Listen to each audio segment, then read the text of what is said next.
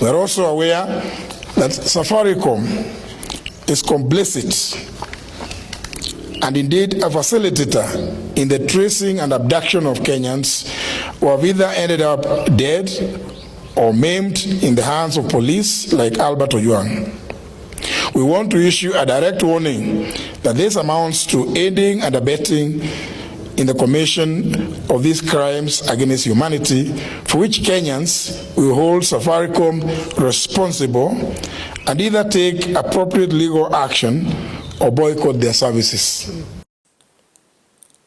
Safaricom is helping in the tracking and capturing of Gen Zs who are vocal, who speak about their mind, people who talk about their rights. And this is how they do it. First of all, welcome to another episode of the life of anonymous whistleblower. The first thing you need to know about Safaricom. Safaricom maintains extensive call detail records, CDRs, that log information about calls, including timestamps, duration, and cell tower location. These records can be used to trace a phone's location by analyzing which cell towers the device connects to during a call. In Kenya, the law enforcement agencies can request these records from Safaricom, typically with a court order. However, there have been reports suggesting that in some cases, data may be accessed without proper authorizations, leading to concerns about privacy and due process. I'm telling you, Safaricom, your time is up. And if you are listening to this message, the reason why I abandoned Safaricom or I don't use Safaricom as I used to, it is because Safaricom doesn't respect our privacy. Safaricom always, in some instances, give out or rat out people. In case maybe you have done XYZ and the police need you, even without a court order, they can go and access your files and they can trace you using these, booths, these tower locations. Hizi zenye mnaonanga, hizi zenye zinawaka red. So they use those to ping your location, and that is how a person can be tracked down even to the house. In fact, the moment you receive a call or you call someone, you expose yourself or you expose your location to many other factors that can be considered so that you can be able to be tracked using that location. Now, vitu mingi zinaendelea na Safaricom, and as we have heard, even the opposition is calling Safaricom out because Safaricom is aiding and abetting, inasaidia watu kuenda kushikwa na yes, they may do it in a good intent, but the problem is those people who are tracked down, unapata watu wengi wanashikwa, wananyanyaswa, wanateswa, and after all, in the long run, unapata mtu aliuliwa. That is why, dear Kenyans, cousins, or whatever you may call yourselves, mimi nakuambia, it is the high time you stop using Safaricom. I'm not saying this for personal gain. It is helping me nothing. Mimi nasema, in case you involve yourselves in political matters, mambo ambayo unaongelelea inaweza kafanya utafutwe. In case you go to maandamano and there are some rogue police who come with civilians, wanakuja, wanachukua mapicha. After there, they go and track you because Safaricom has your details. Ukipatiana ID, because Safaricom knows your national identity card number, that ID has your photo. And that photos they take in maandamanos or wherever they may take your photo from, wataenda tu waangalie, wa compare records, they compare the pictures, then they start tracking you. So it is the high time you stop using Safaricom. And if you want to use Safaricom, use it in public places, kama town. ukisha maliza shughuli yako, that is if you have to use it, na this is solely for money purposes, kutoa, kuweka, hiyo pekee, no calling, no nothing, no messaging. Unachukua, ukishatoa ama ukishaweka pesa yako, you lock the SIM card. Unapata the last place they can see ni wewe ulikuwa town. So when you go wherever you wanna go, kama umeenda nyumbani, they have no other leads to follow you until home, because line ikianguka town, hapo ndio the last place they will see.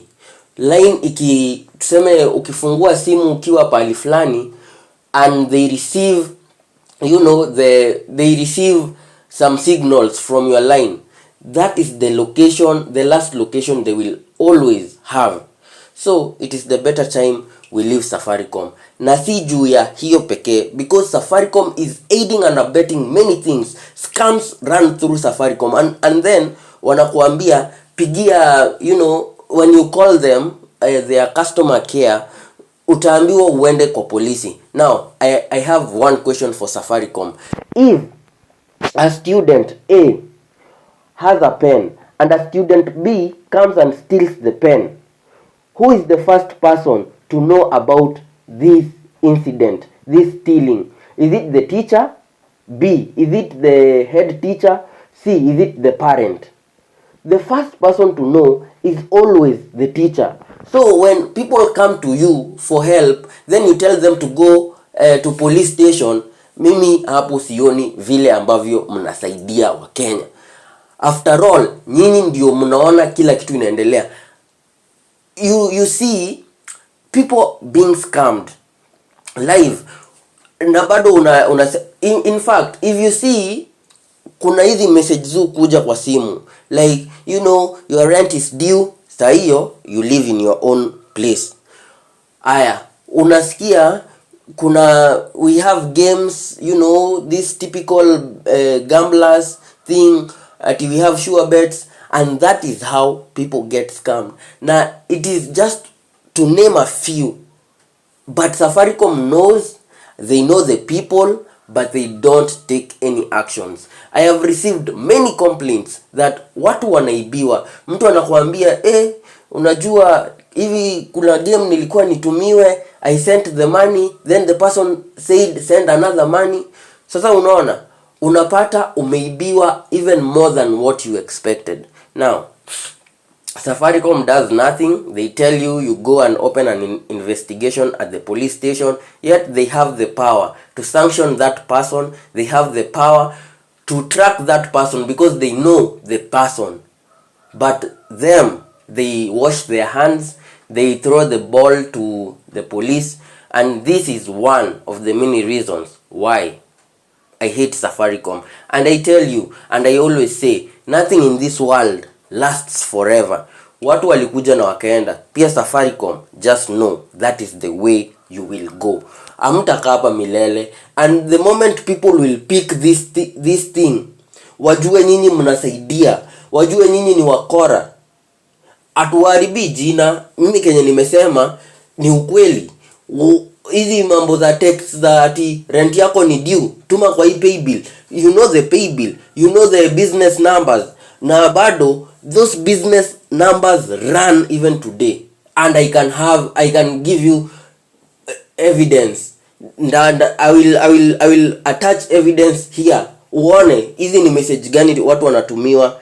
So people, the way the opposition said, I saw Justin Muturi commenting about this. I saw an MP in parliament talking about how Safaricom can trace you even in the toilet. Now, beware, be warned. If you are a Gen Z and you are using Safaricom, please desist from using it from today. If you have to use it, let it be for money purposes only, and use it in a location where there are more people, watu ni wengi, crowded locations like town. Na ukimalizana na shughuli yako, if you are withdrawing money or sending money, wewe funga hiyo simu in case you want to be safe. If you don't want to be safe, yes, you can tread on fire, because pali kuna moto pali kuna moshi yani hapawezi kosa moto. So where you have seen people pointing fingers, just know there is something brewing under that. Mi nawaambia tu, I'm just telling you. No need for name calling. Safaricom, you are a shambles. Safaricom, you are a disgrace, because these things happening under your watch, nyinyi mnasaidia polisi, and we have learned that some of our information are accessed without even a proper court order or the legal ways to maneuver to get our, to access for our privacy. Now, good people of Kenyan, cousins, citizens, beware, be warned. Desist from Safaricom. It is the time we vacate all of us. Heri tuende Airtel. It is better. It is better we go to even Telecom, which fell a long time ago. It is better tutumie other means to communicate rather than Safaricom. Because if Safaricom is helping our oppressors, there is no need to side with Safaricom.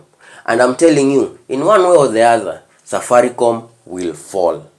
Thank you and have a nice time. This has been the Anonymous Whistle Blower.